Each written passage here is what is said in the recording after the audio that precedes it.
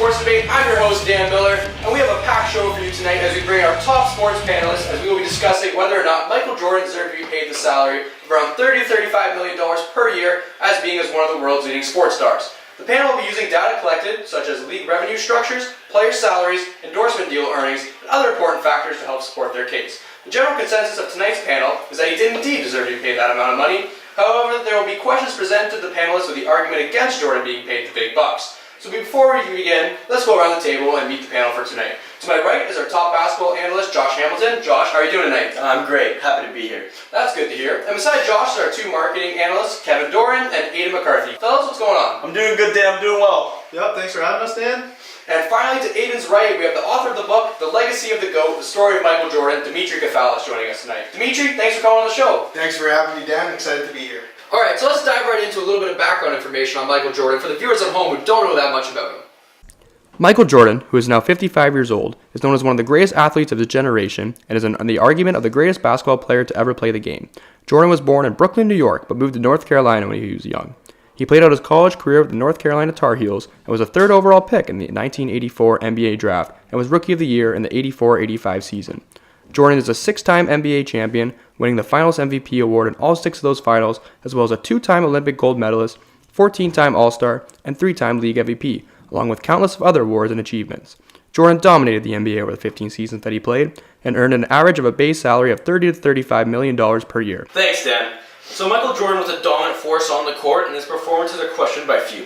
He played 1,072 games over his career, averaging 30.1 points per game, 5.3 assists per game, 6.2 rebounds per game, with a 49.7 field goal percentage, a 29.3 three-point percentage, and an 83 free throw percentage. These numbers have not ever been recreated by any other player ever. Let me exemplify his greatness to all of you. LeBron James has averaged 27.1 points per game over his career. Kobe Bryant averaged 25 points per game. Shaq averaged 23.7 points per game. Magic Johnson averaged 19.5. And Kareem Abdul-Jabbar averaged 24.6. No one is or has ever been as great of a scorer as Michael Jordan over their career. And let's not forget about his intangibles. He was the fiercest competitor this game has ever seen. You ask any ex or current NBA player who is the most competitive, driven, and motivated player that they've ever faced, and they will all answer with Michael Jordan. It has been put on record countless times. Michael Jordan is the GOAT, period. Wait, hold on. LeBron? He doesn't have 6 rings. I'm not saying he would win in a one-on-one game against anyone, but I am saying his play has forever changed the game of basketball, and that will always be remembered. Solid points there, Josh. But do you believe that his salary was a little bit too high? Too high? Dan, we're talking about a once-in-a-lifetime player. Aside from his personal play, which was clearly remarkable, he made everyone around him better. Ever heard of the Jordan effect? He made Scottie Pippen the Hall of Famer he is. Scottie Pippen is a great player, but without Jordan by his side, he arguably would not have been as great as he was. The goal of all professional sports teams is to win games. Teams don't sign players, they are essentially trying to buy wins. Signing Michael Jordan to your team is essentially buying wins. And let's be honest, it's a lot of wins. So my answer to your question is no. He was paid a fair amount for what he brings onto the court, and it is absolutely preposterous that anyone would even question his salary. Valid points you made there, Josh. I really like your statement. Okay, we're now going to swing it over to our first marketing analyst, Kevin Doran. Kevin, the floor is now yours. Thanks, Dan. As one of the lead sport marketing analysts here at this daily sports debate, I like to dive deep in the marketing of the game. Michael Jordan was arguably the greatest athlete of our time, paved the way for modern sports and how they're played.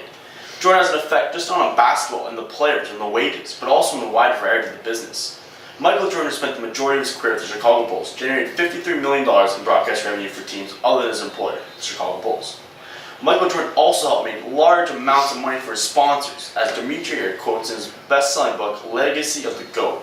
His 5 main endorsements were Nike, McDonald's, Quaker Oats, Sara Lee, and General Mills. And in 1995, after Michael Jordan ended his attempt on his professional baseball career, the Los Angeles Times reported that only 5 days after the reports came out of Jordan returning back to basketball, his 5 endorsement companies collectively saw a $2.3 billion increase in equity, which according to the Bureau of Labor Statistics Consumer Price Index would be $3.6 billion in today's money.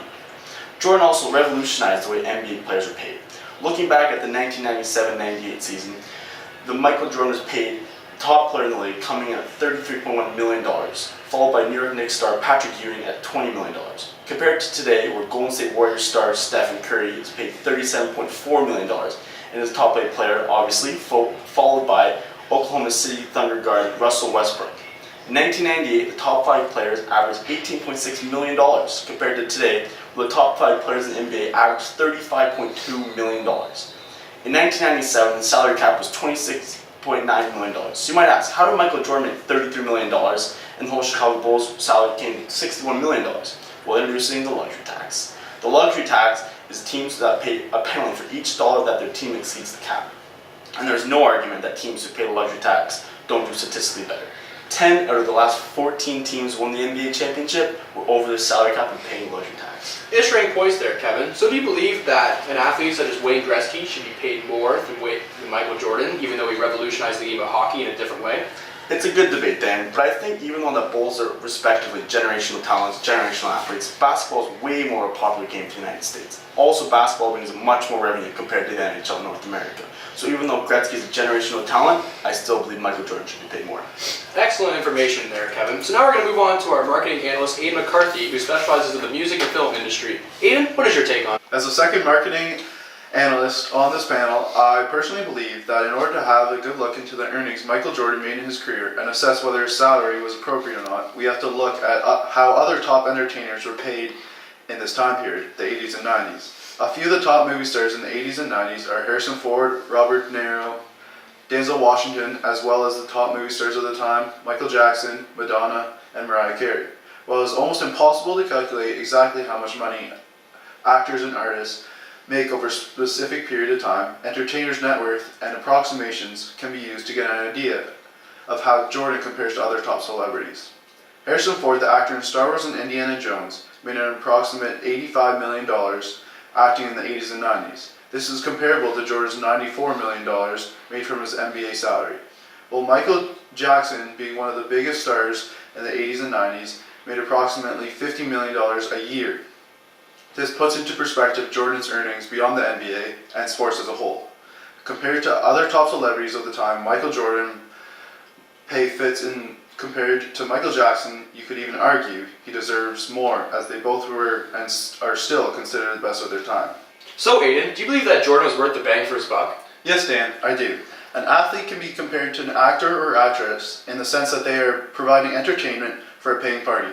Michael Jordan was the best basketball player of his time and amazed and entertained his fans day after day and deserved to be paid like a movie star or artist who did the same for their fans. Thanks, Aidan, for your input on movie stars and actresses. Alright, so now we're going to head over to Dimitri, our guest panelist of the night. Author, you may take it away. Thanks for having me again, Dan. As you all know, Michael Jordan revolutionized the game of basketball not only on but off the court.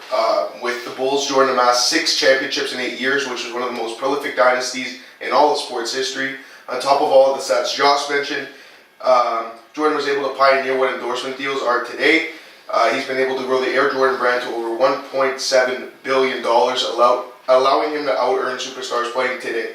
Jordan changed the mindset of development basketball with players coming out of their final year of high school or their freshman year of college, trying to follow the Jordan career path and be just like Mike. While Jordan was able to perform on the court as well as grow his brand off the court, his contract seems egregious, as Jordan alone collected $6 million more than the 1997 NBA salary cap. And with all the money and status that Jordan was able to amass, there's an argument that could be made that the Bulls should have had a lower cap hit on his contract so they could fill out the roster with quality talent. Teams that fall over the salary cap limit have proven to be successful, as Kevin said, with 10 out of the last 14 championship teams paying the luxury tax. I believe that Jordan is worth a $33 million contract, as the Bulls went on to be one of the most prolific dynasties ever, with an argument to be made that Michael Jordan is the greatest basketball player to ever live and a fantastic businessman.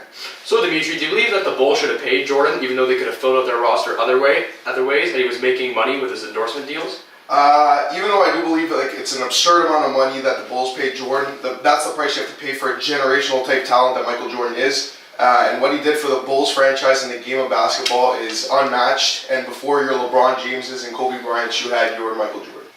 Thanks for that, Dimitri, and your insight. So now we're going to conclude with the final thoughts and a few questions I leave for you guys. What happens if another generational player comes along in the future, such as Duke's R.J. Barrett or Zion Williamson, and puts up Jordan-like numbers? Do you feel as if they should be paid like he was? Dimitri, we'll begin with you. If they put up the numbers that Michael Jordan does, I believe that they should be paid.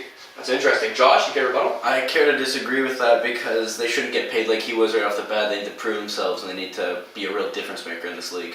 Interesting points. Kevin? I'm going to go against you, Josh. I think the one thing that no one really talks about is the viewership that Michael Jordan brought to the game. If you look at the top 2 watched NBA Finals game in history, they both involve Michael Jordan. 1998, Game 6 had 35 million viewers, and that was Jordan's 6th and final championship, followed by the 1993 Game 6 with 32 million, just being out the 2006 NBA Finals. So I feel like that Jordan's such a star and brings so many viewers, I feel like he should be paid for that. Do you believe, Kevin, that the NBA viewership is just as high as it was back in the day? I feel like it could also be more now because of all of the social media going on, through different Instagram and Twitter. That's how Zion Williamson and RJ Barrett are getting so recognized. So I feel like it's even more special that there were so many viewers back then and how much more social media is in today's game. Interesting point. You could also make the argument that there's just countless amount of superstars now. There was no real generational talent like Michael Jordan was at his time. You have the Steph Currys, LeBron James, and etc. So nice points, Kevin. Ian, would you like to close this out? I'd like to say that Zion William and RJ Barrett do deserve to be paid if they develop to their potential, and looks like they will be. They deserve the money. Yeah, so definitely a generational talent comes around. We can almost conclude that if they put up the same numbers as Jordan, that they will be paid that amount. So my second question for you guys is, do you believe that there will be another generational talent in today's NBA, just like Michael Jordan was? Kevin, we'll begin with you. I feel like there will be, as you can see today, people are getting bigger and faster and stronger, and people are getting so gifted in their talents and their skills. I feel like eventually there will be another person coming along. You've seen in the last couple of years, players like LeBron James who are getting up there in the GOAT conversation, so I feel like there will be eventually. Yeah, Josh? maybe athletes are as physically built and know the game as well as Michael Jordan, but no one has the same competitiveness, no one has the same drive, and no one could hang out with Michael Jordan if they played in the 80s with him. Dimitri? As the game speeds up, I think everyone's getting better, so I think it's going to have a tough to have a standout player like Michael Jordan. He's such a prolific scorer and was on such a great dynasty. I don't think there's going to be another Michael Jordan. Yeah, so you do make good points there, Dimitri. You are the author and you do know a lot about Michael Jordan. Aiden? Well, personally, I believe that there's records being broken all the time in the NBA, and we're seeing new records set and people defying the boundaries of the NBA, and I feel like there will be a new generational talent. Yeah, there's definitely a different style of play back in the 80s than there is in today's game. So even though we touched on this topic before, I'm going to open up to every single one of the panelists. So do you guys believe that Michael Jordan should have been paid the big bucks, even though the Bulls could have focused on paying a bunch of different younger players to perhaps build their team for the future? Kevin, we'll begin with you. You know, I feel like he did get paid a lot of money, deserved to get paid a lot of money, but the money that he earned was almost over the top, especially if you look at some smaller market teams. And going into the luxury tax we talked about before, if you look at smaller market teams like, let's say, Milwaukee or Memphis or Sacramento, being able to compete against the teams like Michael Jordan Chicago Bulls or the Lakers and the Celtics dynasties, I feel like in a way it was almost unfair for the money that he got, because obviously he's a generational talent, I'm not going to deny that, but I feel like that it was almost an unfair advantage how much money he was getting paid to stay there, and the luxury tax, which is so unfair for the small market teams. I feel like that in a way it was a little over the top, especially the money he made off the court, right? Chicago's definitely able to pay that luxury tax. Josh? Kev, I gotta fully disagree with you on this. I mean, Dimitri, how many championships did the Bulls win with Jordan? Not one, not two, not three, not four, not five, but six. Six championships. 6 championships in 8 years. What's a dynasty? 3 and 5? 3 and 5. They did 6 and 8. That is ridiculous. You pay the man the money he deserves because he brings rings to your city. How could you not pay out someone like this? I mean, I understand and respect your argument. Obviously, I cannot say that he's not one of the GOATs, but I feel like that it's a lot of money. Dimitri? Michael Jordan is the GOAT. He deserved every dollar that he got paid, if not more, and he is the most prolific scorer to ever touch the court. I mean, his legacy was just unbearable. Like, there's no way you can match that. Aiden? And his stats prove it. So to conclude our show, the panel has come to a consensus that Michael Jordan deserved to be paid around the $35 million per year because of the records that he set on the court, the legacy that he left on basketball in the Bulls franchise, the amount of revenue that the league generated from fans tuning in to watch him play, and the way he marketed himself to the world as an athlete and public figure as a president that will be engraved in the history of NBA forever. So I just want to thank you guys for coming on the panel. I really enjoyed hearing from you all guys. Great points. Great time, guys. So that's all we have for tonight, folks. Thanks for tuning in to the Daily Sports Debate. I'm your host, Dan Miller, and we are out of here. See you later, guys.